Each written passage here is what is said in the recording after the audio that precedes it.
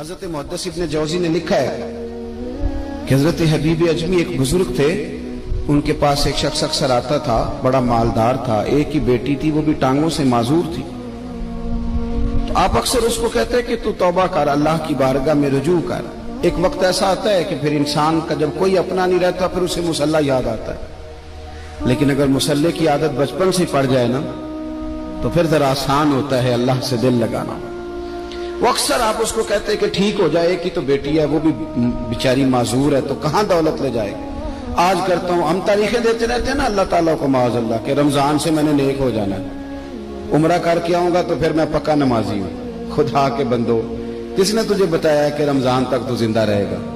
کس نے خبر کی کہ عمرہ کرنے تک تو بچے گا؟ حضرت حبیب اجمی اس کو کہتے تو کہتا بڑی جلدی ٹھیک ہو جاؤں گا۔ ایک دن سویرے سویرے توبہ کرنے آ گیا۔ آپ نے فرمایا کیا ہوا؟ تو کہنے لگا حضرت جی کل ایک 15 سال کا نوجوان ملا ہے اور مجھے توبہ کرا گیا۔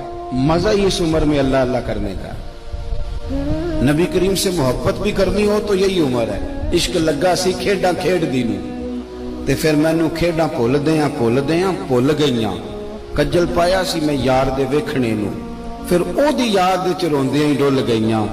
حیدر شاہ اس گلی کدے نہ رول دی پر ہن تے رول دی رول گئیاں۔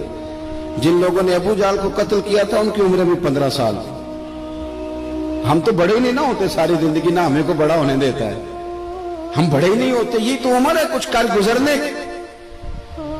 15 سال کا نوجوان توبہ کرا گیا تو اب حضرت حبیب اجمی کہنے لگے وہ کیسے؟ کہنے لگا حضرت جی میں کل منڈی گیا تھا، مجھے کچھ سامان خریدنا تھا، تو بغداد کے بازار سے میں نے مچھلی خرید لی 10 کلو، باقی بھی سامان تب خود لے جا نہیں سکتا تھا۔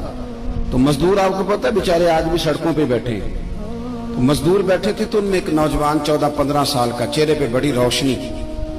میں نے اس کو کہا بیٹے مزدوری کرو گے؟ کہنے لگا حضور مزدوری بھی کرتا ہوں پڑھائی بھی کرتا ہوں، اور جو اللہ کو منظور ہو اس کی عبادت بھی کرتا ہوں۔ میں نے اسے کہا کہ یہ میرا سامان ہے فلاں جگہ پہنچانا ہے، کیا لوگے؟ کہنے لگا 3 دینار مزدوری۔ سودا طے ہو گیا، اس نے سامان اٹھا لیا۔ کہتے ہیں رستے میں ظہر کا وقت ہو گیا، کہنے لگا چچا اگر اجازت دو تو نماز پڑھ دوں۔ 15 سال کا جواب۔ کہتے میں رکھ کے نا وہاں سامان تو پھٹے پہ بیٹھ گیا، وہ نماز پڑھنے چلا گیا، باقی لوگ دیر سے آئے، وہ بچہ جلدی آ گیا۔ میں نے کہا بیٹے آپ جلدی آ گئے؟ کہنے لگے نفل چھوڑ دیے، اب یہی نہ سمجھ لیں کہ کام چور ہے، میں بعد میں پڑھ لوں گا۔ کہتے ہیں وہ دوپہر کا وقت، رمضان بھی نہیں تھا، میں اس بچے کو نوجوان گھر لے گیا اور میں نے اپنی بیوی سے کہا کہ بڑا نیک ہے، نمازی ہے، اور راستے میں یہ بھی ہوا ہے کہ میں نے اسے ایک دفعہ کہا ہے کہ یہ مجھے تھوڑی دیر کے لیے دے دو، گرمی بڑی ہے، تمہیں پسینہ آ رہا ہے، میں اٹھا لیتا ہوں۔ کہنے لگا نہیں چچا میں رزق حلال کھاتا ہوں، اگر آپ اٹھائیں گے تو میں 3 دینار مزدوری پوری نہیں لوں گا، پھر پیسے کم کروں گا، میں نے طے کیا ہے کہ اٹھاؤں گا۔ تو کہتے ہیں میں نے اپنی بیوی کو بتایا تو بڑی متاثر ہوئی، کہنے لگی دوپہر کا کھانا پک گیا، اسے کو روٹی کھا لے، رمضان بھی نہیں تھا۔ کہتے میں باہر نکلا، اس کو 3 دینار تھمائے، تو میں نے کہا بیٹے ایک بات میری مانو گے؟ کہنے لگا بتائیے۔ میں نے کہا کھانا پکائے کھا لو۔ کہنے لگا میں معافی چاہتا ہوں میں نے روزہ رکھا ہوا ہے۔ حضور نے حکم دیا، حکم نبی کریم نے حکم دیا، بخاری مسلم کی حدیث ہے، فرمایا نوجوانوں اگر تمہارے پاس طاقت ہے تو نکاح کر لو ورنہ روزے رکھو۔ کہتے وہ کہنے لگا میں نے روزہ رکھا ہے، میں اور متاثر ہو گیا۔ میں نے کہا اب کیا کرو گے؟ کہیں اور جانا ہے؟ کہنے لگا نہیں، میں جس دن 3 دینار کما لیتا ہوں پھر میں مزید لالچ نہیں کرتا، باقی وقت یا قرآن مجید پڑھتا رہتا ہوں یا نبی پاک پہ درود شریف پڑھتا رہتا ہوں۔ آپ بتائیں؟ تو میں نے کہا کہ افطار میرے ساتھ کر لو۔ کہتے ہیں میں اسے مسجد چھوڑایا اور خود میں لوٹ آیا، افطار کے بعد میں اسے لایا، کھانا کھلایا، عشاء پڑھی، اس کا گھر دور تھا، میں نے ڈرائنگ روم کھول دیا، بیٹھک کھول دی، وہیں وہ سو گیا۔ میری 20 سال کی معذور بچی کبھی چل نہیں سکتی تھی، کوئی طبیب کوئی حکیم میں نے چھوڑا نہیں تھا اس کو دکھایا نہ ہو، ایک ہی بیٹی وہ بھی معذور پیدائشی۔ اس کے کمرے میں گئے، میاں بیوی اسے کھانا کھلا اور بتایا بیٹے ایک نوجوان ہے بڑا نیک ہے ہمارے گھر میں، آج بڑا پرہیزگار۔ پتہ ہے حضور نے کیا فرمایا؟ نبی کریم فرماتے ہیں جب نوجوان اٹھ کے تہجد پڑھتا ہے نا نوجوان، تو اللہ فرشتوں کے سامنے اس نوجوان پر فخر فرماتا ہے، اللہ فخر کرتا ہے کہ عمر دیکھو دیکھو یہ میری بارگاہ، اللہ فخر کرتا ہے، اللہ یعنی خدا خود میرے مجلس بود، اللہ فخر کرتا ہے۔ اب سوچے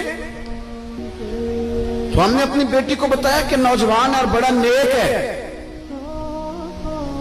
तो कहते हैं वो खाना खिला के हम वापस आ गए। आधी रात का वक्त हुआ तो दरवाजे पे दस्तक हुई। बच्ची अपने कमरे में सो रही थी, हम अपने कमरे में, वो बैठक में।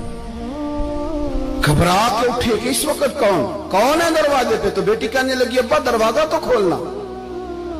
कहते हैं दरवाजा खोला तो 20 साल हो गए थे बेटी को, कभी उसने चल के नहीं दिखाया था, कभी दौड़ के उधर जाती, कभी इधर आती। कहती अल्हम्दुलिल्लाह अल्लाह ने मेरी टांगे ठीक कर दी। हम दोनों रोने लगे, ऐ अल्लाह तू कितना करीम है, कैसे हुआ बेटे सारा कुछ? बेटी कहने लगी अब्बा आपने कहा था ना कि नेक नौजवान आया है, तो मेरे दिल में ख्याल आया अल्लाह अगर वाकई नेक है तो उसके सदके मुझे शिफा ही दे दे।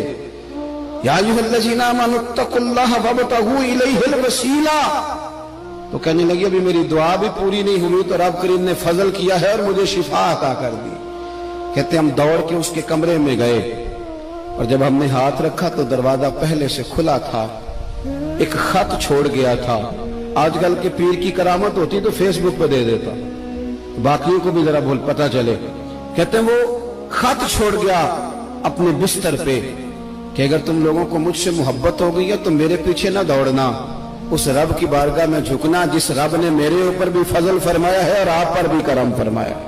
मेरे नौजवान दोस्तों, ये जो बचपना हमें लोग कहते हैं ना अभी बच्चे हो, अभी जब आप बालिग हो गए तो नमाज फर्ज हो गई, सच बोलना जरूरी हो गया, रिस्क हलाल खाना जरूरी हो गया, शरीयत सारी की सारी लागू हो गई।